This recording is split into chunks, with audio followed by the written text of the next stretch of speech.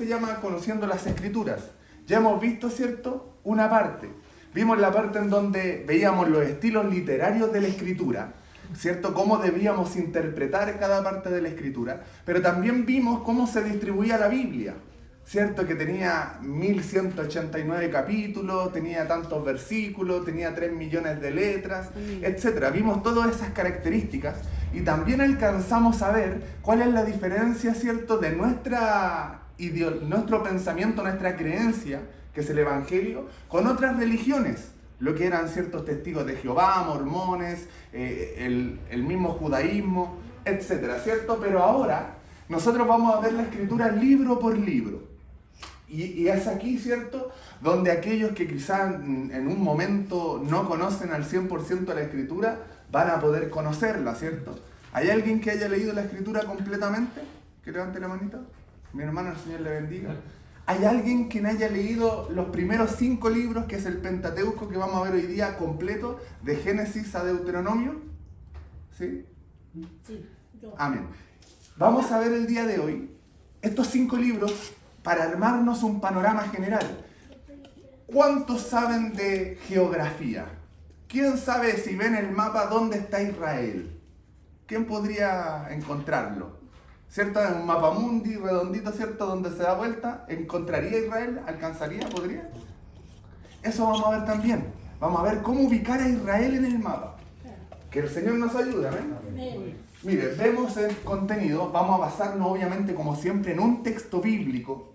Vamos a ver los mapas generales, ¿cierto?, de la vida antigua. Vamos a ver el bosquejo de Génesis, Éxodo, Levítico, Números, Deuteronomio y por último vamos a ver lo que es la conclusión. Es decir, que al final de este taller deberíamos tener nosotros el conocimiento general de qué se trata Éxodo, de qué se trata, ¿cierto?, libros como Génesis, que es el primero, libros como Levíticos. ¿Qué habla el libro de Números? ¿Por qué se llama Números? ¿Qué habla de Deuteronomio? ¿Cuál es la importancia de estos libros para nosotros? Lucas 24-27. Jesús se les aparece a 2 hombres que iban caminando hacia Emaús. Y comienza Jesús a ver su rostro, que ellos estaban tristes, angustiados, ¿cierto? Que habían confiado en Jesús y Él había muerto, entonces ellos se sentían como quizás defraudados porque había muerto y ellos iban caminando hacia Emaús. Sin embargo, Jesús se les aparece, dice la palabra del Señor. Y cuando se les aparece, Jesús comienza a hablarle y a decirles que estas cosas deberían haber pasado. Es decir, Jesús tenía que morir en la cruz. Y miren lo que nos dice la palabra que Jesús les dijo a ellos. Luego Jesús les explicó todo lo que la Biblia decía acerca de Él. Pero qué raro, si la Biblia desde Mateo en adelante aparece Jesús. Pero no, empezó con los libros de la ley de Moisés, los 5 que el día de hoy vamos a ver. Y siguió con los libros de los profetas. En un verso más adelante dice también que añade los salmos. Es decir, que Jesús no solamente aparece desde Mateo hacia adelante. Jesús aparece en los libros de Moisés. Jesús aparece en los libros de los profetas. ¿Cierto? Vemos Samuel, vemos el libro de Reyes, vemos el libro de Nahum. Y aparece Jesús en los libros de los profetas. Y también aparecen los salmos, que se lo vamos a añadir más adelante, ¿cierto? Aquí tenemos un mapa general, pero antes de ver este mapa general, ok, visible a la pantalla, aquí nosotros tenemos el globo terráqueo, ¿cierto? Mire, nosotros le damos vuelta, ¿cierto? Y nos aparecen, entre comillas, todos los continentes. Podemos aquí ubicar el Océano Pacífico, y para los más conocedores, ¿cierto? Aquí está Chile. Vamos a hacer aquí que está Chile. Vamos a ver si podemos acercarlo un poquito. Mire, aquí donde tengo la manito, ¿ve cómo hace el circulito? Esos circulitos, ahí nos muestra dónde está Santiago. Ahí estamos nosotros, ¿ya? Si nosotros nos alejamos, nos muestra los continentes. Este es América del Sur. Tenemos al lado Argentina, ¿cierto? Es importante esto porque para nosotros ubicar dónde ocurrieron los acontecimientos bíblicos. Aquí, mire, está Argentina. Aquí está Bolivia. Aquí está Colombia, Ecuador, Perú, Centroamérica, acá arriba está Estados Unidos. Esta es nuestro continente de América. Pero a nosotros, que nos interesa la historia bíblica,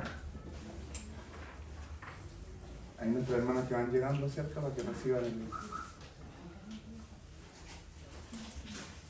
Entonces usted puede ver acá que aquí, donde está haciendo el circulito, es el continente americano. Cuando nosotros avanzamos un poco más, llegamos a otro continente. Que el continente de acá abajo es conocido, ¿cierto? ¿Cuál es? África. Acá arriba nosotros tenemos Europa. Y para estos costados se encuentra Asia, donde estoy haciendo el circulito. Asia, aquí está China, etc. Aquí, donde estoy yo, está Egipto. Donde estamos haciendo el circulito, ahí está Egipto. Ahí es donde ocurre el éxodo. Donde estoy yo aquí es Turquía. Eso es Turquía. Desde aquí en adelante, todo esto es llamado el Medio Oriente. Cuando nosotros escuchamos las noticias y problemas en el Medio Oriente, Israel. Él está en el Medio Oriente, ¿cierto? Turquía, países como Irán, Irak. Ese es el Medio Oriente. ¿Ya? Si nosotros acercamos, nosotros acá, donde, si te fijas ahí abajo hay unas letras amarillas que dicen Egipto. Ahí está Egipto. Acá, ese triangulito chiquitito que va hacia arriba, es Israel. Es Israel. Nosotros acá tenemos lugares tan importantes como Irak. Este es Irak. ¿Por qué es importante Irak? ¿Qué acontecimiento importante habrá pasado en Irak? ¿Perdón? Sí, estaba ubicado por ese sector, exacto, según lo que nos narra la escritura. También por ese lugar estaba la tierra de Uz. Uz es donde vivía Job. También ahí estuvo la torre de Babel. Por ese sector donde estoy haciendo, ¿cierto?, el circulito, por aquí estuvo la torre de Babel. Y acá estaba Israel. Si usted se fija, Irán está constantemente en guerra con Israel. Todos estos países son generalmente musulmanes. Entonces todos estos países van en guerra, Turquía, van contra Israel. ¿Ya? Acerquémonos un poquitito hacia Israel.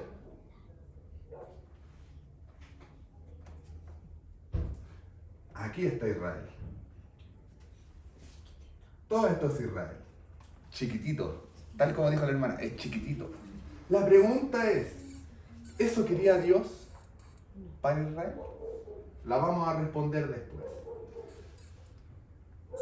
¿Por qué es importante? Porque nosotros tenemos que entender, ¿cierto? Cuando nos muestran el mapa, saber dónde está Israel. Y también esto nos sirve para los acontecimientos futuros. Entonces, tenemos el mapa completo aquí. Tenemos aquí Asia Menor. Aquí es donde se desenvuelve la historia bíblica general, en este lado. También aparece un pequeño detalle cuando Pablo es llevado, ¿cierto?, a Italia. Que ahí sale un poquitito del círculo. Pero la historia bíblica se desenvuelve aquí. ¿Ya? Esto es importante saberlo. Asia Menor. ¿Cierto? Ahí me marcaba el mapa, saqué algunos mapas, ¿cierto?, de internet. Pero todo esto es Asia Menor. Todo esto se mueve el Asia Menor. Así se ve en vista satelital. Israel. Jordania, arriba está el Líbano, ¿cierto? Por acá está Siria, Irak. Aquí está eso verde que se ve, es por el río Nilo. Por el río Nilo, y por acá, ¿cierto?, estaba Egipto. Así, entre comillas, ¿cierto?, lo que es Israel, la tierra, transversalmente. Tierra de Moab, ¿cierto? Después viene lo que es el mar muerto, ¿cierto? Mar salado, es ahí el mar muerto. Y así, montañas, ¿cierto? Y después viene una planicie que llega a la costa. Diferente a nosotros, ¿cierto? Que nosotros tenemos cordillera, tenemos planicie, después tenemos cordillera de la costa. Y después viene, ¿cierto?, el mar. Aquí es un poquito distinto. ¿Ya? Aquí hay dos cosas que ver. Primero, la información general, porque vamos a ver, ¿cierto?, libro por libro para poder ir viendo bien cómo se distribuye la palabra del Señor. Y acá al costado tenemos una línea de tiempo. Entonces, cuando usted se quiera ubicar, vamos a ir viendo aquí en la línea de tiempo. La creación no se sabe cuándo fue. Algunos lo datan hace 7000 años por un asunto, ¿cierto?, de que sacan la cuenta de cuántas veces se ha reproducido la especie humana, ¿cierto? Cuánta gente había aquí, acá, y sacan unas cuentas y dicen 7000 años tiene la Tierra desde que Dios creó al primer hombre en adelante, sacando cuentas. Dicen 7000, otros dicen 65.000 millones de años, otros dicen 85.000 millones de años. La creación no se sabe, no tenemos una fecha para eso. El diluvio tampoco, ¿cierto? Podemos ir debatiendo, ir hablando, que es lindo conversar sobre la escritura, cómo Dios lo hizo, es bonito pensar en esas cosas, pero no tenemos la fecha exacta. Lo que sí tenemos son fechas, ¿cierto?, desde el nacimiento de Abraham en adelante. Esto sí se puede entender y saber, porque tenemos fechas estimativas de los reyes de Egipto o los faraones de Egipto, que generalmente se utiliza a Ramesés. Y desde Ramesés, ¿cierto?, se van sacando las fechas. Tenemos, ¿cierto?, la escritura egipcia, importante. ¿Por qué? Porque cuando empieza a escribir Moisés, ya tenía escritura. Ya tenía papiros para comenzar a escribir, ¿cierto? Y ahí comenzó también la era de hierro. Note que el año 2500 antes de Cristo. Es decir, nosotros ahora estamos en el 2023, han pasado 4500 años desde que se inventó la escritura. Aquí es donde comienzan una variación. ¿Por qué? Porque, como les digo, hay tanto debate en esto, que hay algunos historiadores que fechan 166 años más tarde los eventos. ¿Por qué? Porque cuadran los faraones, porque a algunos no les cuadra y hacen un cambio, entonces, pero usted a esta fecha, súmele, ¿cierto?, 166 años, y vamos a tener fechas estimativas de todo eso. Sin embargo, yo me quedo con la que es más aceptada en todas, que es la que está puesta acá, ¿cierto? Nace Abraham, año 2166, nace Isaac, 2066. Abraham lo tuvo cuando tenía 100 años, por lo tanto 100 años menos, nace Isaac. Nace Esaú y Jacob. Los años antes de Cristo se miran diferente a después de Cristo, ¿cierto? Después de Cristo todo va sumando, pero antes de Cristo hacia atrás todo va restando, va al revés, ¿cierto? Entonces a medida que va naciendo Isaac, va a ir restando, ¿ves? Ya. Génesis, ¿qué significa? Principio. Eso significa Génesis. Actualmente se utiliza, igual que la palabra éxodo se utiliza. No, hubo un éxodo, ¿cierto?, de emigrantes, sale en la noticia. O a veces, esta es la génesis del asunto, porque utilizan, ¿cierto?, como sinónimo. Significa principios, comienzo. Cuando nosotros vemos el Génesis, y lo voy a explicar así, nosotros vemos en el Génesis 1:1 un verso irrefutable en el sentido de que Dios no da margen de duda. Dios dice, en el principio creó Dios los cielos y la tierra, se acabó. Fue Dios quien creó el espacio, el tiempo y la materia. Amén. Dios comenzó a trabajar con el espacio, el tiempo y la materia. ¿Cierto? No que hay una evolución, no, fue Dios quien lo creó. Eso nos dice la Escritura. No hay lugar a dudas de eso. El libro de Génesis, comúnmente aceptado, escrito por Moisés, fue escrito en el año 1450 y 1410 aproximadamente. A medida que iban pasando acontecimientos, Dios les decía, escribe. Y él iba, ¿cierto?, escribiendo. Por lo tanto, es un evento progresivo. De hecho, muy posible que lo haya ido escribiendo Moisés, como Dios se lo mandó, y Moisés obedecía a Dios, por lo tanto, él debe haberlo escrito. Y que después Josué lo fuera recopilando, ¿cierto? Y él fuera, como por ejemplo, escribiendo el final de la vida de Moisés en el libro de Deuteronomio. Generalmente se da de esa forma. ¿Cuál es el destinatario? El pueblo de Israel, para que Israel sepa cómo Dios lo trajo al mundo. En Génesis vemos cosas tan importantes como, por ejemplo, que Israel no debería existir. ¿Cómo eso? No debería existir, porque Sara era estéril. La esposa de Jacob era estéril. de Isaac era estéril. También, ¿cierto? Cuando Jacob toma a Lea, era la hermana mayor, ¿cierto? Pero la que escoge, que era Raquel, también era estéril. Por lo tanto, Israel es un milagro de Dios. Es un milagro, ¿ya? Entonces, ¿cuál es el destinatario del pueblo de Israel? Israel entiende que fue Dios quien te puso ahí, ¿ya? Propósito, mostrar los comienzos de la vida, la decadencia del hombre y cómo Dios es lleno de gracia frente al pecado. Génesis se basa, ¿cierto?, en la creación de Dios, cómo el hombre cae y cómo Dios escoge, ¿cierto?, a un hombre para poder de ahí salvar y bendecir a todas las familias de la tierra, salvando la decadencia del hombre. Jesús en Génesis lo vemos como el verbo creador, lo vemos como también preexistente, que eso nos lo dice el Nuevo Testamento. Todo fue hecho por Él y para Él. Eso, ¿cierto?, aparece en Colosenses. Simiente de la mujer. Vamos a ahondar un poquito más en esto más adelante. Venido del orden de Melquisedec, Génesis 14. Ya, después también lo explicamos. Ángel de Jehová, Elohim y muchas más. Bosquejo de Génesis. Aquí sigue nuestra línea de tiempo. Nace Esaú y Jacob, año 2006 aproximado. Jacob huye a Harán, 1929. Nace José, 1915 a.C. José es vendido, 1898. Note que hay exactitud en la fecha. José gobernando, 1885, de ahí en adelante. Muerte de José en el año 1805 a.C. aproximadamente. ¿Pero qué nos habla el Génesis? Vemos la historia de la creación en general. Como le digo, ¿cierto? Comienza Dios a crear. ¿Cómo comienza Dios a crear? ¿Cómo crean las cosas el Señor? Con la palabra de su boca, ¿cierto?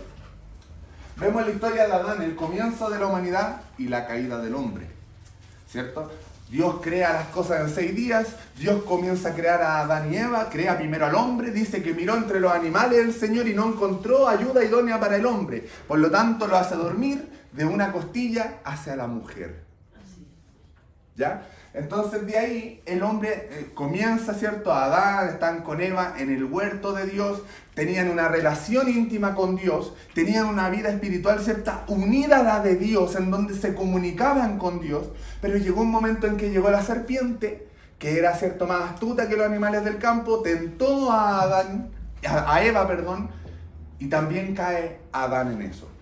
Note que aquí comienza el pecado, porque ellos comieron del árbol del conocimiento. Nosotros el día de hoy tenemos conciencia, con conocimiento. Por eso cuando pecamos, entendemos, porque Adán y Eva comieron del árbol de la ciencia. Por lo tanto, cuando nosotros queremos hacer algo, viene el pensamiento malo, hoy quiero hacer algo porque seguramente se va a sentir bien, me va a dar placer. Por lo tanto, yo estoy pecando contra mi conciencia, contra mi conocimiento. Y donde hay conocimiento se gesta el pecado, ¿ya? El que no sabe esto, no comete pecado. De ahí viene la palabra inocencia, que significa no ciencia, sin conocimiento. Por eso los niños son inocentes y de ellos el reino de Dios. Porque los niños no pueden pecar. ¿Por qué? Porque son inocentes. Y no ciencia, no tienen ciencia, ¿ya? Entonces comienza el hombre a pecar, cae, ¿cierto? Se desenvuelve aquí el problema en donde comienza a pecar Caín contra Abel. Y note aquí que es importante, estoy profundizando en esto porque va a ser importante para nosotros para entender toda la Biblia que nos viene en adelante. Aquí se muestra una diferencia, la religión del mundo del hombre y lo que es de Dios. En donde Caín y Abel tienen 2 filosofías de vida totalmente distintas, en donde los dos, ¿cierto?, comenzaron a tener distintos trabajos delante de Dios, pero cuando llega el momento en que Caín va a ofrecer a Dios, y cuando Abel va a ofrecer ofrenda a Dios, dice la palabra del Señor que aquí hay una diferencia. Dice que cuando Caín fue a buscar su ofrenda, ¿cierto?, que él agarró la ofrenda y se la llevó a Dios. Pero la Biblia dice que Abel, cuando escogió su ofrenda, lo hizo con cuidado, de lo mejor que había, y se la llevó a Dios. Entonces dice la palabra que Dios miró con agrado a Abel, pero no miró con agrado a Caín. Cuando vemos Hebreos capítulo 11 nos dice que Caín no tenía fe, pero Abel había ofrecido su sacrificio con fe. ¿Cuál es la diferencia entre las dos? Dice la palabra, lo que no proviene de fe es pecado. Lo que no proviene de fe es pecado. Por lo tanto, aquí está la vida cristiana, mi hermano querido. Toda la Biblia va en base a una sola cosa, la fe en Dios. Todo se hace conforme a la fe en Dios. En el Nuevo Testamento Pablo dijo, la circuncisión ya no vale nada, no es nada. ¿Por qué? Porque ya no tienen la fe los israelitas. No sirve de nada tener una circuncisión si no está la fe. La circuncisión era la señal del pacto con Dios. Por lo tanto, Israel no la tenía. No tenía la fe. ¿Ya? Primero vino el compromiso de Abraham con Dios y después Dios le dio la orden de la circuncisión. Entonces primero va la fe. Vemos la historia de Noé, en donde hay maldad extrema. Dice la palabra del Señor que el hombre se corrompió. Y el hombre todo, continuamente sus pensamientos eran mal. De continuo era mal. Por lo tanto, ¿cierto? Maldad extrema. Y Dios dice, me arrepiento de haber creado al hombre. Pero no ese arrepentimiento de que lo que hizo anteriormente está mal, sino que ese arrepentimiento de que el hombre se fue por el camino que no debía irse, por lo tanto, yo no quiero esto. ¿Cierto? Porque Dios nos arrepintió de la decisión de crear al hombre en sí. Dios nos arrepintió, ¿cierto?, de lo que Él hizo. Él se arrepiente cuando el hombre cambió el curso de sus decisiones. ¿Ya? Eso es importante. Porque no es que Dios se contradiga en su propia palabra, no es así. Tiene que ver con una expresión. Vemos el diluvio, donde Dios, ¿cierto?, rae de la tierra. Hasta los animales se han corrompido.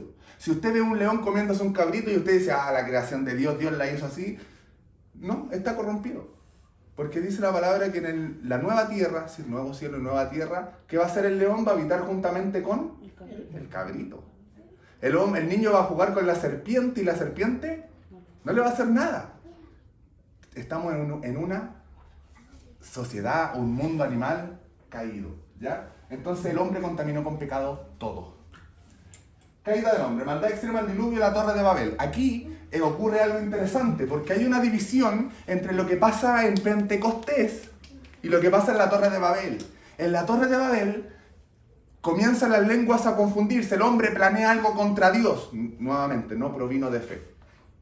Por lo tanto, planea algo contra Dios, y resulta que en este momento Dios dice voy a confundir su lengua, y Dios confunde la lengua de los hombres, y los hombres no pueden comunicarse entre sí. ¿Qué es lo que pasa en Pentecostés? Hechos capítulo 2, capítulo 1 y 2. Se unen las lenguas. Note que decían, y estos que son hombres, ¿cierto?, que vienen de la nada, ¿cómo tan ebrios que puedo yo escucharlos hablar maravillas en mi idioma? Cuando era un centro, ¿cierto?, social bastante importante en ese tiempo. Venían gente de todas partes, comercio en todas partes. Pero dice, ¿cómo les escuchamos hablar en nuestro idioma? Lo que pasó en la Torre de Babel, en el Pentecostés, se anuló. ¿Se entiende? Que el Señor nos ayude. No es que el mundo deje de hablar idiomas, es que el Espíritu Santo todo lo unifica. ¿Ya? Vemos la historia de Abraham. Aquí comienza la historia de los patriarcas. Vemos historia de la creación, historia de Adán, historia de Noé, que son parte importante de la historia. Después viene la historia de Abraham, donde nace el pueblo de Israel. ¿Por qué es importante para el cristiano el pueblo de Israel? ¿Quién me podría responder? ¿Por qué es importante para el cristiano la historia del pueblo de Israel? Yo le explico por qué. Porque dice la palabra del Señor que Israel tenía un propósito. Y el propósito de Israel era llevar, ¿cierto?, el conocimiento de Dios a todas las naciones. Ese era el propósito de Israel. Lo cual fracasó, ¿cierto? Pero trajo a Israel Jesucristo, que Él abrió el Evangelio al mundo. Pero esta era tarea de Israel de dar a conocer el Evangelio al mundo. Lo dice la palabra del Señor. Vemos la historia de Abraham, que Abraham y Lot, ¿cierto?, que tienen ahí... Dios lo llama desde Ur de los Caldeos, y le dice, vete de tu parentela, ¿cierto? Sale de su parentela, y después se va con Lot, ¿cierto? Y comienza la historia de Abraham y Lot. Vemos la historia de Sodoma y Gomorra, donde, ¿cierto?, son dos ciudades que simbolizan la maldad de este mundo, la maldad extrema del mundo, y la ira de Dios sobre el pecado. Vemos la muerte de Abraham, vemos la historia de Isaac, que Isaac, ¿cierto?, tuvo a Isaac y a Esaú, Jacob, perdón, y Esaú, la bendición que le da Isaac a sus hijos. Vemos la historia de Jacob, en donde Jacob se va a Harán huyendo de su hermano. Vemos la familia, ¿cierto?, de Jacob, como él tiene una hermosa filosofía de vida. Y le hago aquí un hincapié que es interesante. Cuando Isaac va a buscar esposa, Abraham lo hace por fe.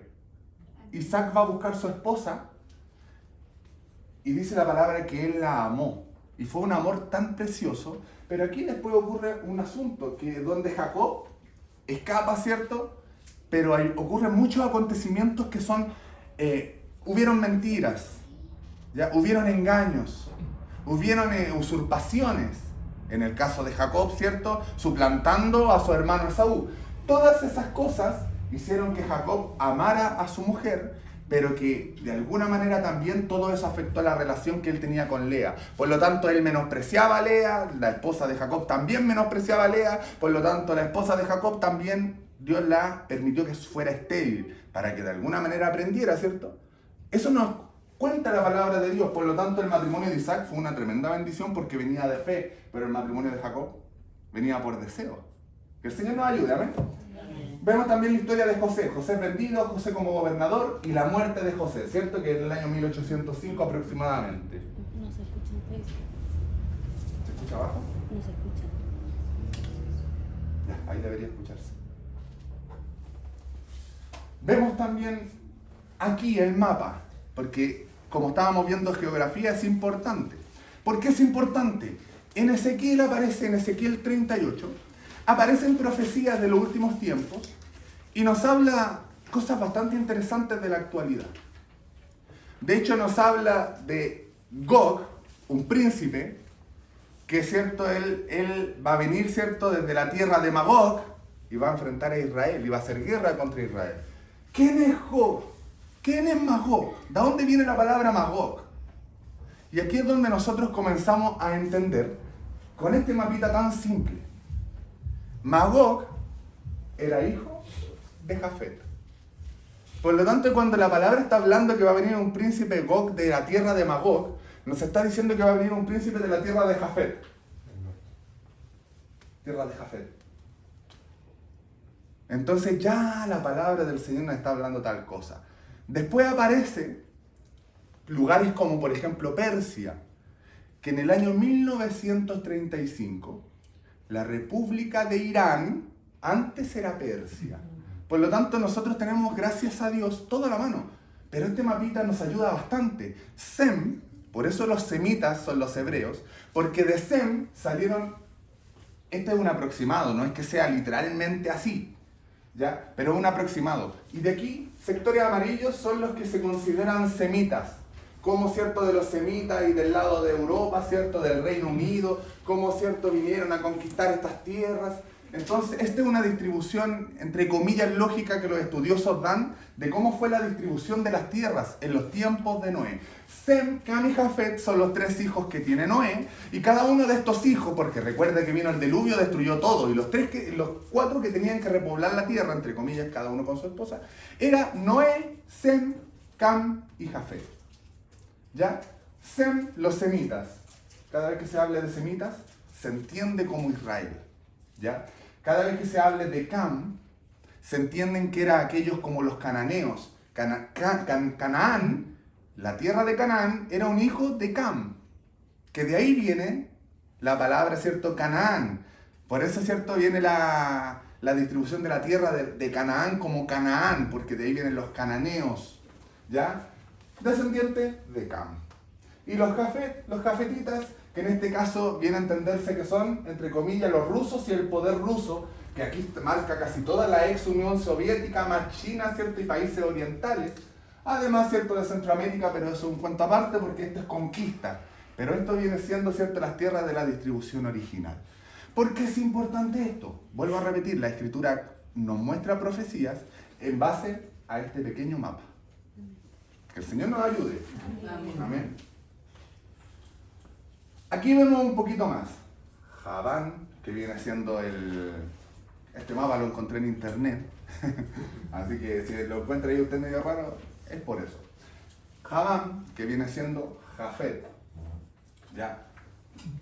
tenemos a Cam, que viene siendo, ¿cierto?, los verdecitos, y tenemos Lut, que son los descendientes de Sem, que esa es la distribución generalmente lógica, e Israel, que tendría que estar por acá, ¿cierto? Pero esta es más o menos la distribución, ¿ya? Después cuando lea la escritura lo va a encontrar súper útil. Estamos viendo del lado del Génesis. Aquí nosotros estimamos que estaba la Torre de Babel. Nos da la escritura, ¿cierto?, una aproximación de dónde estaba. Que estaba entre los ríos, ¿cierto?, en estos dos ríos, que viene siendo el Tigris y el Éufrates, que estaba por ese sector. Por ahí se entiende que estaba la Torre de Babel. Entonces de ahí se repartieron para todos lados. El arca de Noé, que estaba en los montes de Ararat, ¿ya?, que unos montes, unas montañas, o el centro cordillerano de Turquía hacia arriba, ¿cierto? Y aquí vemos lo que es el viaje de Abraham. Abraham viaja de Ur de los Caldeos, se va a la tierra de Harán, que Harán era una ciudad que le pusieron por nombre del hermano de Abraham y del abuelo. Y de ahí, ¿cierto?, Abraham se vino a la tierra donde Dios le dijo que habitara, y en un momento también va a Egipto, ¿ya? Se va ubicando más o menos en lo que son los mapas, ¿o no? ¿Sí? Sodoma y Gomorra. Se estima, hay dos lugares que son ampliamente discutibles, donde estaba Sodoma y Gomorra. Insisto, está en la tierra de Israel, ¿cierto?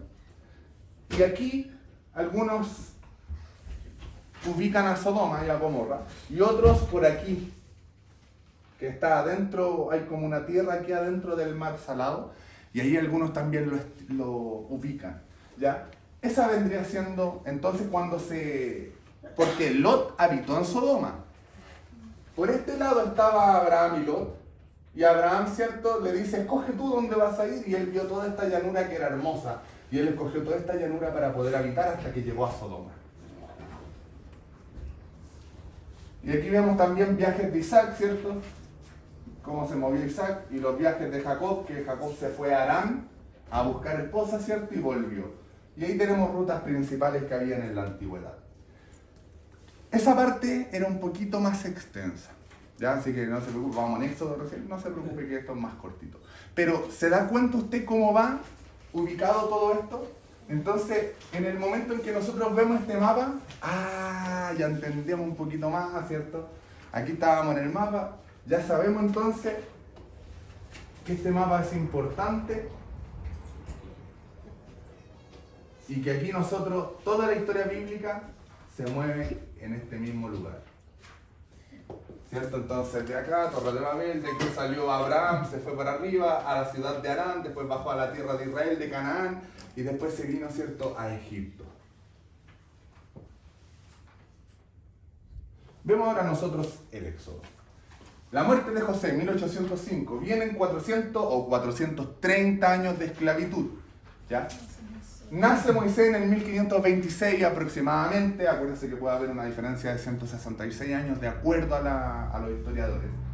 Nace Moisés, el éxodo de Egipto 1446 aproximadamente, y los 10 mandamientos son dados aproximadamente en el año 1445. ¿Qué significa éxodo? Ya lo vimos, salida. La fecha es la misma del Génesis, porque son libros escritos, ¿cierto?, casi en un mismo momento en la estadía, que se entiende que Moisés estuvo en el desierto. Destinatario el pueblo de Israel nuevamente, para que ellos entiendan la liberación de la esclavitud. Propósito, narrar el cumplimiento de la promesa de Dios en el Génesis, que Dios le iba a dar una tierra, que Dios le libraría de Egipto y los llevaría a la tierra de Canaán como un pueblo, además de desarrollarlos como nación. Jesús en el Éxodo, Cordero de Pascua, lo vamos a ver más profundo, ángel de Jehová, nube de día, fuego de noche, el yo soy el que soy, el maná, etc. ¿Por qué el yo soy el que soy? Lo vamos a ver. ¿Cuál es el bosquejo? Lo dividimos en tres. Israel en Egipto, la esclavitud. Israel en el desierto, ¿cierto? El tema de lo que es el cruce del Mar Rojo, la estadía, el maná, etc. E Israel en el Sinaí, que es la entrega de Dios, ¿cierto?, de la ley, las leyes generales, el sacerdocio, instrucciones para la construcción del tabernáculo, los quebrantamientos de la ley, la construcción del tabernáculo. Se ve más o menos, pero esta es un mapa comúnmente aceptado como la huida de Egipto de Israel. Entonces Israel, ¿cierto? Parte de aquí, que esta era la tierra, se me olvidó cómo era la tierra de que habitó Israel. Pero llega hasta aquí, ¿cierto? Y se entiende que Israel llegó hasta por acá, una llanura por aquí, donde iba a cruzar el Mar Rojo. Algunos lo ponen por acá, algunos también lo ponen por acá, que cruzan el Mar Rojo.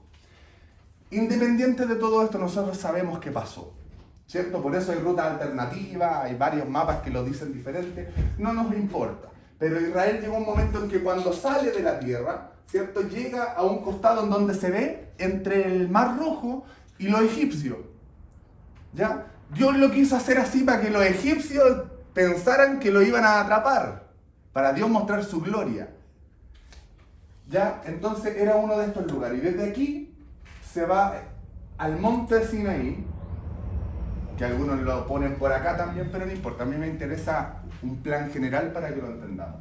Monte Sinaí, y después ellos van hacia arriba para ingresar a lo que es la tierra de Canaán. ¿Ya? Esos son los mapas aproximados.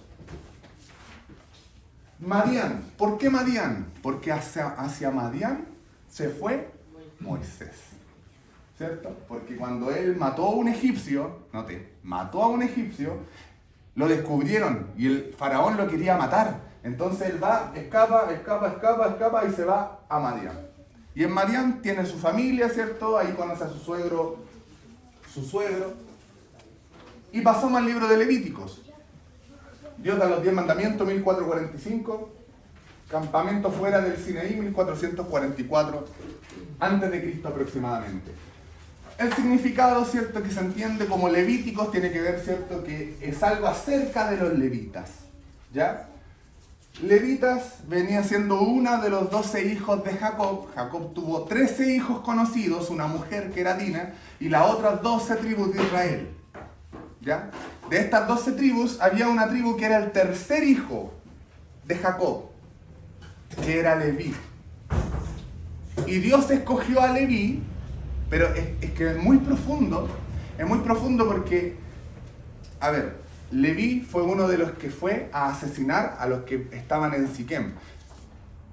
El hijo de Amor, Siquem, violó a la hija de Jacob, que era Dina, y por venganza van los hijos de Israel, los hijos de Jacob, y matan a los siquemitas, ¿ya? Entonces cuando pasa esto, hay una maldición que pone Jacob sobre Leví. Y entre ellas era la maldición de que ellos no iban a tener una tierra. Por eso cuando usted ve las distribuciones de la tierra en el libro de Josué, no aparece Leví como con una tierra exacta. ¿Por qué? Porque había también una profecía que iba a pasar esto, que entre comillas es una maldición por haber matado sin piedad, ¿ya? Entonces, Levíticos, como estos hombres no tenían una tierra, Dios los utilizó como sus primogénitos.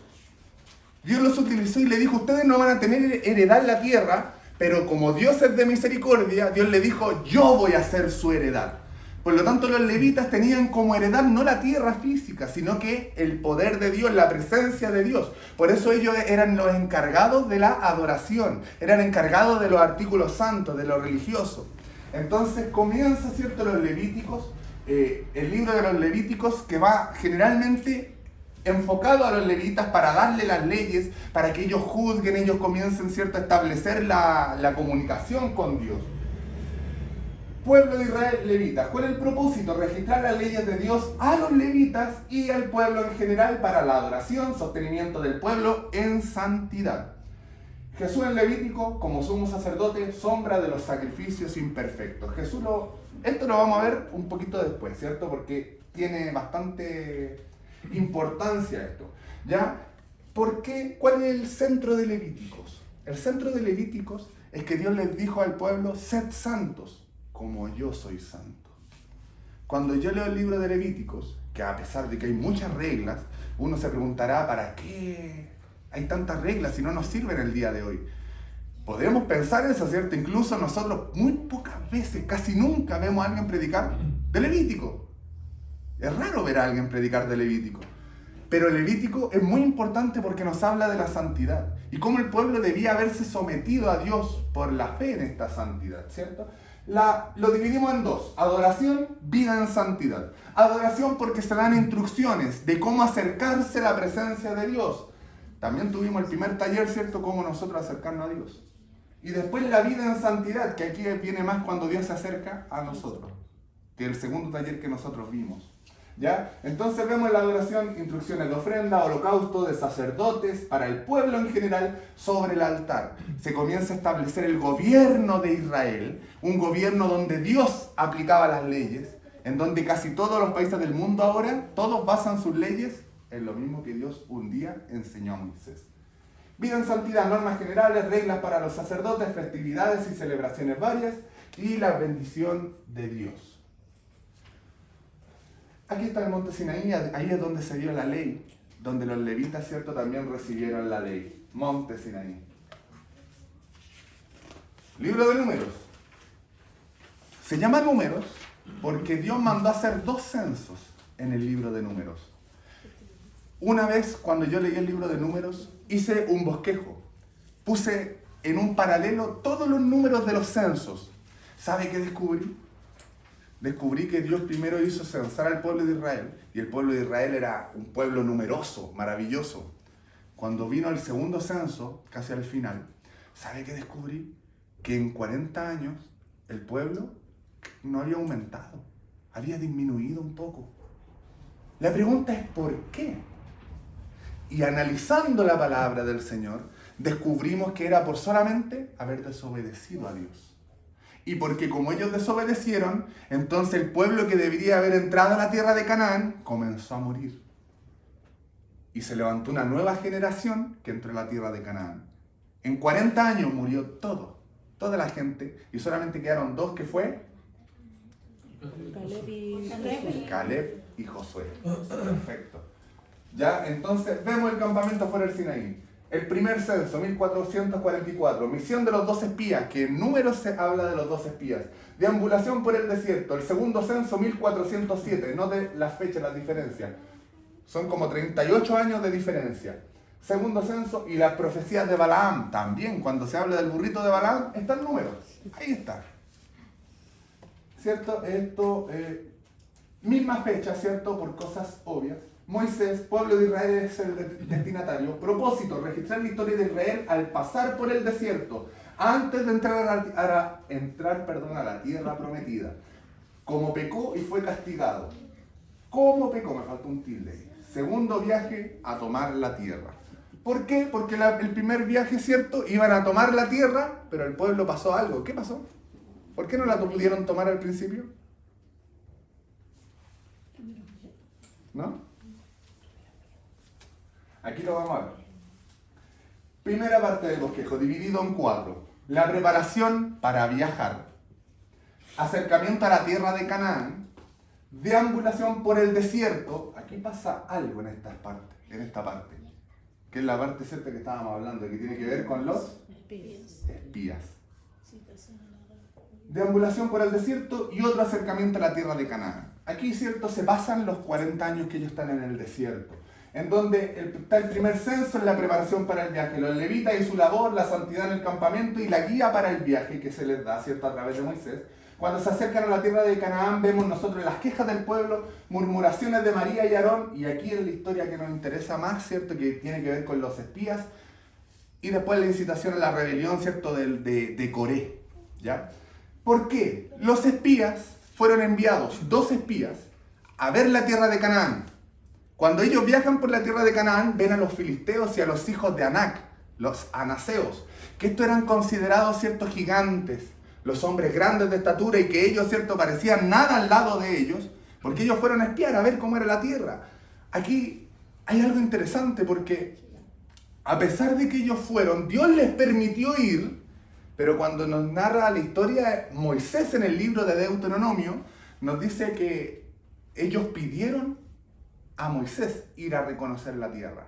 Dios no les había dicho que fueran, sino que fue Israel. Ellos desesperados, ¿cierto?, querían ir a reconocer la tierra. ¿Qué pasó aquí? ¿Está mal que ellos hayan ido a reconocer la tierra? Hubo un problema aquí. Y ellos no tenían fe. Por eso ellos querían ir a ver la tierra. Porque querían con sus ojos confirmar lo que Dios les estaba haciendo hacer. Entonces ellos después se llenaron de miedo. Llegaron de los 12 espías, llegaron 10 espías. Y ellos dijeron, no vayamos porque nosotros somos como langosta al lado de ellos. Son gigantes, tienen la tierra, bla, bla, bla, bla. ¿Y sabe qué es lo que pasó con el pueblo? El pueblo le creyó a esos 10 espías. Mientras que Josué y Caleb estaban diciendo, no, vamos, y nosotros somos más fuertes que ellos porque nosotros tenemos el poder de Jehová de los ejércitos. Él nos va a dar la victoria. Josué también, ¿cierto? Alentando, ahí vamos a tomarla. Dios nos está dando la tierra. Pero el pueblo dudó. ¿Saben lo que hizo el Señor? Les dijo, van a estar 40 años en el desierto por su incredulidad. Ninguno de ustedes que no creyó, ninguno de ustedes va a entrar a la tierra, sino que sus hijos, la generación venidera, va a entrar a la tierra prometida. ¿Qué pasa aquí? Nuevamente lo mismo, la fe. La fe. Entonces, note que es interesante cómo Dios va utilizando. Y Josué y Caleb, que eran los dos que sí creyeron a Dios, los dos entraron a la tierra prometida. Y Caleb, ¿cierto?, tuvo un monte que le pidió al Señor y Dios se lo dio. Y Josué, ¿cierto?, fue el sucesor de Moisés. Todo por la fe. Vemos, ¿cierto?, la incitación a la rebelión, que aquí también es interesante. ¿Por qué? Porque Coré se junta con uno, ¿cierto?, y van contra Moisés y le dicen, ¿por qué Dios lo escogió a ustedes? Si ustedes no son ni capaces, si ustedes ven la historia de Moisés, Moisés había matado a un hombre. Moisés tenía problemas para hablar. Moisés tenía problemas de autoridad. Dios le daba autoridad, pero Moisés no tenía esa autoridad. A él muchas veces se quejaron, lo pelaron, murmuraron contra él. Muchas veces le quisieron hacer daño. Se rebelaron estos, las Coré y otros más. Y ellos fueron contra, ¿cierto? Contra lo que es Moisés y Aarón. ¿Por qué Dios lo escogió a ustedes si hay personas más capaces que ustedes? Y tenían toda la razón, habían personas más capaces. Entonces Dios, ¿qué es lo que hace? Dios comienza y dice, van a poner 12 varas para ver qué tribu va a empezar a gobernar. Y Dios hace florecer una vara. ¿Cuál era? La de Aarón. Por lo tanto, Dios les dejó a todo el pueblo confirmado que Dios escogió al hombre que él quería. Dios escogió a la tribu que él quería. Por lo tanto, a los levitas se escogió Dios, ¿cierto? En el asunto de guiar, en este aspecto, de guiar al pueblo, ¿cierto? En este sentido, Dios escogió a Moisés, Dios escogió a Aarón, y a los aaronitas, a los levitas, los escogió como su heredad. Entonces, cuando se van a levantar contra alguien, contra un pastor, o la iglesia se levantan contra un obispo, contra un pastor, con un hermano que está designado, ¿qué es lo que está pasando? Nos estamos rebelando contra Dios. Y Dios, ¿cierto? Dice la palabra que se abrió la tierra y se los tragó la tierra. El Señor nos ayude. Deambulación por el desierto. Dios les da más reglas, ¿cierto? Aquí está la rebelión de Coré. Ahí hay una incitación a la rebelión. Son dos historias distintas. De varios, se levanta una nueva generación. Y aquí hay otro acercamiento a la tierra de a la tierra de Canaán, con Balaam. Y aquí Balaam era un profeta. Pero también es considerado como, entre comillas, ¿cómo se puede decir? Un brujo, le vamos a decir. Como un adivino, ¿ya? Segundo censo y normas para la ofrenda y distribución de la tierra. Aquí vemos nosotros más o menos cómo estaba el viaje de los 12 espías, ¿cierto? Que pasaron por la tierra. Aquí es donde Israel queda deambulando por el desierto, ¿cierto? Y llegamos al último libro, que es el libro de Deuteronomio, que es el último libro de los que estamos viendo el día de hoy. Las profecías de Balaam, 1407, y las últimas palabras de Moisés antes de morir. El significado, segunda ley, Deuteronomio. Deutero significa segundo. Nomos, nomio, ley. Segunda ley. Fecha 1407 a 1406, un poquito más tardío que las anteriores. ¿Por qué? Porque tienen que ver con los últimos discursos de Moisés. Antes de entrar a la tierra prometida, después de los 40 años del desierto. Mismo autor, ¿cierto? Se le atribuye a Moisés, pueblo de Israel, se levanta una nueva generación, ellos son los destinatarios, la nueva generación del pueblo de Israel. Propósito, recordar al pueblo todas las maravillas que habían visto, las leyes que Dios puso sobre ellos, llevar al pueblo a un compromiso con Dios, que sea un compromiso genuino. Y Jesús en Deuteronomio lo vemos como el Mesías, el Salvador de Israel, a quien hay que escuchar y obedecer. Aquí viene la última parte. Pero antes vamos a ver el bosquejo. El primer discurso de Moisés. Así se distribuye. El primer discurso, el segundo discurso de Moisés, tercer discurso de Moisés y la muerte de Moisés. 3 discursos de Moisés y su muerte. Así dividimos o podemos dividir el libro de Deuteronomio. En donde el primer discurso Dios les recuerda lo que Dios hizo por ellos en Egipto. El segundo discurso tiene que ver con los mandamientos, ¿cierto? El más importante, que es amar a Dios, leyes para adorar, gobernar y relacionarse, y bendiciones y maldiciones si ellos cumplen las leyes de Dios o no las cumplen. Tercer discurso de Moisés, donde el llamado es comprometerse con Dios de todo corazón, y la muerte de Moisés, que es donde Moisés bendice al pueblo y les da últimas ordenanzas a Josué, y también hay parte, ¿cierto?, de la distribución de la tierra que podemos ver. Y la visión de la tierra prometida y la muerte de Moisés. Este mapita, que a pesar de que dice Jericó, a mí me interesa esta parte. Monte Nebo. ¿Quién sabe por qué es importante el Monte Nebo? ¿Quién? Moisés. Murió Moisés, bien. Murió Moisés, ahí murió. Entonces Moisés, Dios le dio la vista de la tierra prometida desde ese lugar. Esta es la última parte. Jesús en el Pentateuco. A ver, ¿se acuerda el primer verso que vimos? Que decía que Jesús le había hablado a los hombres de Emaús y les decía que Él les mostró dónde Él aparecía. En la ley de Moisés, los 5 primeros libros, es decir, que Jesús está en los primeros 5 libros de la Biblia, y así también en los demás. Jesús en el Pentateuco. ¿Por qué es importante este verso? Génesis 1:1. ¿Por qué es importante esta palabra, Dios? Porque de aquí sale un montón de situaciones en la Escritura. Y para poder comprenderla en el sentido correcto, tenemos que nosotros volver al tiempo en que se escribió, los significados de las palabras. Y aquí hay varias cosas interesantes. Esto, se lo voy a decir así, es teología. ¿Ya? Si usted no lo entiende, no se preocupe. Y si usted lo entiende, gloria al Señor, le va a servir mucho para entender cosas de la palabra del Señor. Cuando dice en el principio creó Dios los cielos y la tierra, la palabra Dios está escrita en hebreo y está escrita como la palabra Elohim. Se divide en 2. Elohim. Elo viene de Eloá o Elohim, que significa literalmente Dios. Pero, ¿por qué si esto significa Dios, también, cierto, Elohim significa Dios? ¿Cuál es la diferencia? La diferencia es que este significado de Eloá, que es Dios, significa netamente Dios. Pero la palabra Elohim no solo significa Dios, sino que también significa ángeles, jueces, dioses.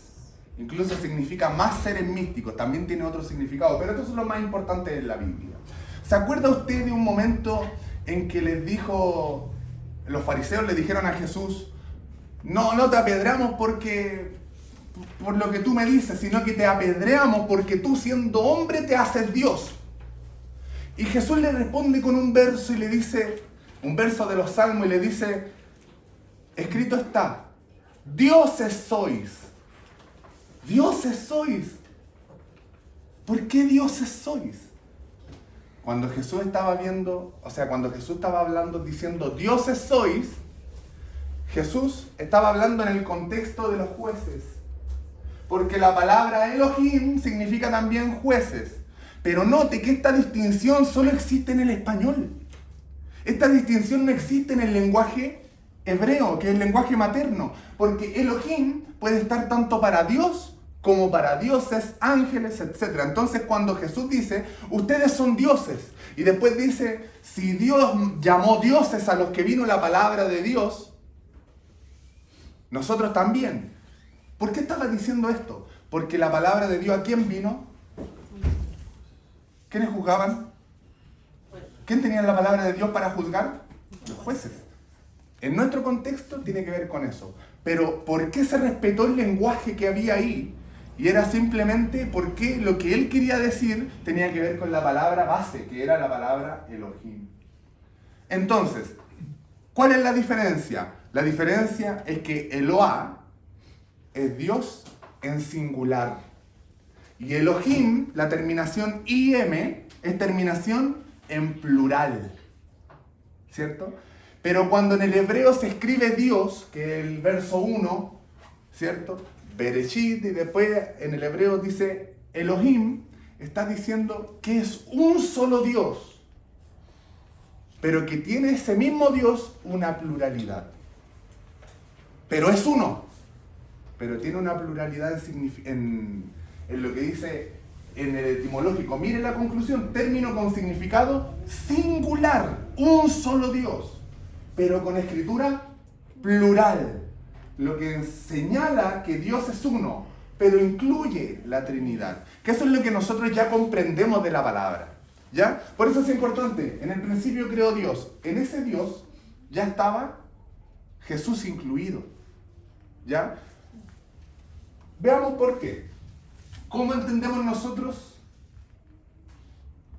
el verso que dice Génesis 3:22? Y dijo Jehová Dios: he aquí el hombre es como uno de nosotros, sabiendo el bien y el mal. ¿Con quién hablaba Dios? Con Jesús. Exacto. Pero ¿sabe con qué tiene que ver? Con el hebreo. Porque el hebreo Elohim tiene pluralidad. ¿Se entiende? Entonces, esa palabra va totalmente de acuerdo con el lenguaje hebreo. ¿Ya? Entonces, es como uno de nosotros. Y ahí muchos dan hipótesis de todo tipo, pero nosotros ya entendemos. Para gloria de Dios, entendemos que Jesús ahí está incluido. ¿Ya? Entendemos. Génesis 3:15. Note que en el Génesis 1:1 aparece Jesús también. Génesis 3:22 también aparece, ¿cierto? Jesús. Génesis 3:15. Aquí Satanás les dio el fruto prohibido y Dios, ¿cierto?, comenzó a repartir de alguna manera juicio. Y le dijo a Satanás, le dijo, por cuanto tú pecaste y hiciste esto contra la mujer y contra el hombre, les diste el fruto prohibido, yo voy a poner enemistad entre ti y la mujer a la que le diste el fruto, y entre tu simiente y la simiente suya. Simiente, nosotros ahora lo entendemos como descendencia. La palabra simiente viene de la palabra en nuestro lenguaje semen. Semen. ¿La mujer tiene semen? No. No. Ese verso no se entendía. Hasta que en la actualidad pasó. No se entendía, entonces dice, pondré enemistad entre la descendencia de Satanás, entre el semen de Satanás y entre el de la mujer. Pero la mujer no tiene semen. ¿Qué pasa aquí? Aquí nosotros vamos a ver algo interesante. La mujer no tiene semen, pero hubo una mujer que no necesitó del semen de un hombre para ser madre. ¿Qué esa fue? María. María. Entonces Dios estableció aquí una diferencia. Entonces Dios estaba hablando, pondré enemistad entre tú, Satanás, y entre la mujer que vas a dar a luz un hijo. ¿Cierto? Entre la descendencia de la tuya, Satanás, y la descendencia de la mujer. Note que esto es espiritual. La descendencia de Satanás, Satanás, ¿con quién ha tenido relaciones? Esto es espiritual. Amén. La descendencia de Satanás son todos aquellos que tienen un corazón conforme a Satanás. ¿Qué les dijo Jesús a los fariseos? Ustedes son de vuestro padre, el diablo. Ahí está. Por eso eran, porque no venían de la fe. Los que vienen de la fe, ¿cierto? Vienen de la simiente de la mujer de Jesucristo. Ahí se entiende mejor, ¿cierto? La palabra en el hebreo de simiente significa cera, con z, cera. Cuando usted la busca, va a darse cuenta del significado. Si en algún momento puede, hágalo. Lo mismo volvemos a Génesis 11:7. En Génesis 11:7, ¿cierto? Cuando ocurre el asunto de la Torre de Babel, dice ahora pues descendamos y confundamos allí su lengua. ¿Con quién hablaba Dios? Cuando estaba diciendo eso, él dice la palabra del Señor que se entiende que fue con ángeles a ver ese lugar. Pero nosotros más adelante entendemos por qué. Pero dice descendamos y confundamos. Nuevamente la pluralidad que nosotros también vimos al principio. ¿Ya? Génesis 14, 18. Entonces Melquisedec, rey de Salem y sacerdote del Dios Altísimo, sacó pan y vino. Son dos versos, o tres me parece, dos o tres, versos que aparecen en Génesis 14 y no aparece más. Es una historia de poquitos versos. Y habla algo tan increíble, ¿por qué? Porque dice Melquisedec, rey de Salem. Primero Salem. Salem era el nombre anterior que tenía Jebús. Miren lo que estoy diciendo. Jebús. Jebús era la ciudad principal de los jebuseos. Ese era Jebús. El nombre anterior a Jebús era Salem. Salem después se llamó Jebús y adivine cómo se llamó al final. Se lo voy a decir así. Jebús Salem. Jerusalén. Interesante, ¿no? Interesante. Pero este hombre, note que dice que Melquisedec vino, ¿cierto? Sacó pan y vino y bendijo a Abraham, que Abraham venía de la guerra, y le dijo, bendito sea Abraham del Dios Altísimo, creador de los cielos y de la tierra, y bendito sea el Dios Altísimo que entregó tus enemigos en tu mano, y le dio a Abraham los diezmos de todo. Todo lo que es cierto tenía, le dio los diezmos a este hombre. ¿Por qué le dio los diezmos? Abraham no tenía una ley. Por lo tanto, el diezmo no es por ley, no es porque lo diga la Biblia o no lo diga la Biblia. Abraham no lo hizo por ley, no tenía ley. Y lo hizo. Pero note que dice rey de Salem y sacerdote del Dios Altísimo. En Israel esto no podía ser. ¿Por qué? Porque en Israel el que era rey tenía que venir de la tribu de Judá. Porque Dios estableció, ¿cierto?, a Judá, de aquellos que iban a venir los reyes y la descendencia. Recuerde que Jesús también es rey, pero de Judá, es de la tribu de Judá. Pero resulta que los sacerdotes en Israel no eran de Judá. ¿De qué eran? ¿Lo vimos hace poquito? De Leví. Eran de la tribu de Leví. Entonces aquí tenemos rey que es de Judá y sacerdote que es de Leví. ¿Ya? A pesar de que este hombre no era de acá, pero hay uno que vino según el orden de Melquisedec, que es Jesús. Jesús no vino de lo que es la orden del rey solamente de Judá, sino que también como sacerdote. Jesús es nuestro sumo sacerdote. Jesús se ofreció, por lo tanto no viene él de la orden de Israel, sino que viene de la orden espiritual, que era la orden de Melquisedec.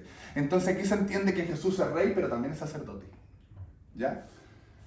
Y mire, note los paralelos. Sacó pan y vino. ¿Y pan y vino? ¿De dónde conocemos eso? ¿Qué vamos a tener el domingo? Santa Cena. Santa Cena. ¿Y vamos a comer pan? ¿Y vamos a tomar? Vino. Que simboliza el cuerpo y la sangre de Cristo. ¡Wow! En un verso así aparece Jesús también. Génesis 19:24. Entonces Jehová. Mire qué interesante. Este verso no aparece así en otras versiones porque hay versiones literales como esta y la Biblia de las Américas, que son las más conocidas. Y todas las otras versiones, NBI, NTV, la TLA, todas esas son versiones que son no literales como esta. ¿Ya? Entonces va a salir diferente. Pero mire lo que dice la Biblia Reina Valera 1990. Entonces Jehová hizo llover sobre Sodoma y sobre Gomorra azufre y fuego de parte de Jehová. desde los cielos. A ver, algo no cuadra. ¿Quién hizo llover? Jehová. Jehová hizo llover. ¿De parte de? Jehová. O sea, Jehová hizo llover de parte de Jehová. Qué raro. Literalmente está diciendo que había un Jehová abajo, mirando a Sodoma y a Gomorra, y había un Jehová arriba, en el cielo. Las cosas de Dios, ¿cierto? Pero sabemos nosotros quién es Dios manifestado en carne, ¿o no? Jesús. También se ve reflejado Jesús en eso. ¡Wow! Génesis 22:8. Respondió Abraham: Dios se proveerá del cordero. Aquí ya está la historia de Abraham. Recuerda lo que dijo mi pastor el domingo. Amén. ¿Qué apareció? Un macho cabrío, un carnero, ¿cierto? Apareció enredado por los cuernos. No era un cordero, pero Dios dice, o sea, Abraham dijo por fe, Dios se proveerá de cordero para el holocausto. Y Jesús es el cordero de Dios que quita el pecado del mundo. Y la profecía de Jacob sobre Jesús. Mire lo que dice Génesis 49, 8, 11. Cuando va Jacob a morir, Jacob bendice a las 12 tribus de Israel. Y había una tribu que bendijo de una manera distinta, que era la tribu de Judá. Podríamos entrar en muchos detalles, porque Judá es el cuarto hijo de Jacob. Los 3 primeros hijos perdieron la primogenitura. Primero la tenía Rubén, y Rubén se usurpó el lecho del padre, se acostó con Bila, que era la concubina de su padre. Por lo tanto, quedó sin primogenitura, por decirlo así. La progenitura pasó después a Rubén, que era el hijo segundo. ¿Qué pasó con Rubén? Rubén, ¿cierto? Con Leví fueron aquellos que fueron a matar a los siquemitas. Por lo tanto, ¿a quién se entiende que pasó la primogenitura? A Judá. A Judá. Y mire lo que dice de Judá. Judá, te alabarán tus hermanos. ¿Ah? No será quitado el cetro de Judá. ¿Qué simbolizaba el cetro en la antigüedad? Poder, dominio, control. Ni el legislador. ¿Quién es el legislador? ¿El qué? La ley. Pone la ley, ¿cierto? De entre sus pies, hasta que venga Silo. Hasta el día de hoy no se entiende, no se sabe lo que es eso, pero nosotros ya sabemos que hasta que venga Silo. ¿Quién tiene que venir? Jesús. Y a él se congregarán los pueblos. ¿A quién se congregan los pueblos? A Jesús. Atado a la vid su pollino. ¡Wow! ¡Qué interesante! Y a la cepa del hijo de su asna. O sea, el pollino y su asna, que es lo que aparece en la historia de Mateo, Marcos, Lucas. Lavó en él vino su y en la sangre de uva su. ¿No encuentra increíble? Cómo Jesús va apareciendo de a poquito. Pero note que aunque no aparezca así de manera guau, así como tan, no, Jesús, Jesús, Jesús, aún así hay muchas partes, y que no las vamos a ver todas porque son demasiadas, en donde podemos ver a Jesús reflejado. Si no hemos encontrado a Jesús en el Antiguo Testamento, algo está pasando con nosotros, porque las Escrituras son maravillosas. Esto aparece en Génesis, escrito, ¿cierto?, miles de años antes de Jesús. Y ahí está Jesús. Aquí también algo interesante. ¿Usted recuerda Éxodo 3:14? Yo soy el que soy. Moisés, cuando fue llamado y va a hablarle al pueblo, le dice, ¿pero a quién, de parte de quién le digo al pueblo que voy yo? Mire lo que dice. Respondió Dios a Moisés, yo soy el que soy.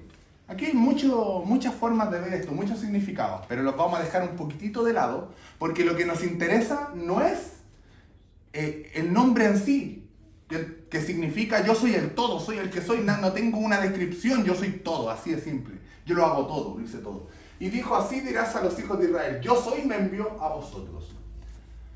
Vemos varias partes interesantes. El primero que Jesús dijo, ¿cierto? Usted conoce los 7 yo soy de Juan, que aparece Jesús diciendo, yo soy la puerta, ¿cierto? Yo soy la luz del mundo, yo soy esto otro. Jesús se autoproclamó y se llamó el yo soy.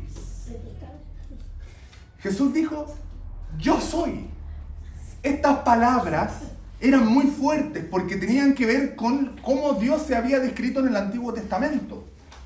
Pero vamos a algo un poquito más profundo, porque a pesar de que Jesús le dijo, yo soy el pan de vida, el que a mí viene nunca tendrá hambre, etcétera, ¿cierto? Vemos algo que dice Juan 1:1, que dice en el principio era el verbo era con Dios y el verbo era Dios. ¿Qué tiene que ver el verbo? Mire, qué interesante, porque Juan 1:1, la palabra, en el principio era el verbo, que otras traducciones dicen en el principio era la palabra y verbo vienen de una misma raíz que en el griego, porque en el Nuevo Testamento se escribe en griego, significa, bueno, la traducción literal es logos, así se dice, logos. Y logos significa estas dos palabras, y más aún, pero estas dos palabras nos interesan, que es la palabra verbo y en el principio la palabra. ¿Ya? Verbo, yo soy, el verbo ser, que es el mismo verbo que se describe en yo soy el que soy. Yo soy el que soy. No está hablando del verbo. ¿Y Jesús qué era en el principio? El verbo. También como la palabra. En el principio era la palabra. ¿Cómo creó Dios el mundo? Lo vimos al principio. Con su palabra. Es decir, que como se entienda el verbo logos, tanto logos como, o sea, verbo como palabra, las dos encajan perfectamente con el nombre de yo soy el que soy. Entonces Jesús también estaba ahí. También vemos nosotros en la zarza, mire, el ángel de Jehová es la manifestación de Dios. ¿Y se le apareció? ¿Quién se le apareció en la zarza? El ángel de Jehová. Seamos sinceros, no Dios, el ángel de Dios. Eso está diciendo. En una llama de fuego en medio de una zarza. Y él miró, ¿cierto? Y vio que la zarza ardía. Éxodo 3:4. Viendo a Jehová que él iba a ver, ¿lo llamó quién? Dios. De en medio de la zarza. A ver, ¿quién estaba en la zarza? ¿Quién le habló? ¿Quién se le apareció? El ángel de Jehová. ¿Y quién habló desde la zarza? Dios. Constantemente vemos esta confusión cuando se habla del ángel de Jehová y Dios. Es como una confusión de personalidades. ¿Por qué?